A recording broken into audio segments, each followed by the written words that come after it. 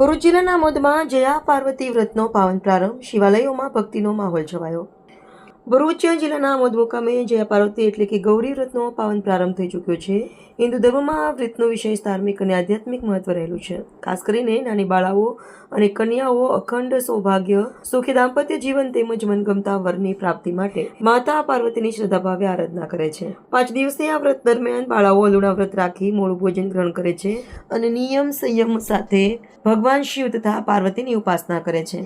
આજે વ્રતના પ્રથમ દિવસે વહેલી સવારથી જ આમોદના વિવિધ શિવ મંદિરોમાં બાળાઓ અને મહિલાઓની ભારે ભીડ જોવા મળી હતી। ભક્તોએ શિવ પાર્વતીની વિધિવત પૂજા અર્ચના કરી જવારા વાવી પરિવારના સુખ સમૃદ્ધિ, આરોગ્ય અને કલ્યાણ માટે પ્રાર્થના કરી હતી। મંદિરોમાં ભજન, આરતી અને ધૂનના મધુર સ્વરો વચ્ચે સમગ્ર વાતાવરણ ભક્તિમય બની ગયું હતું।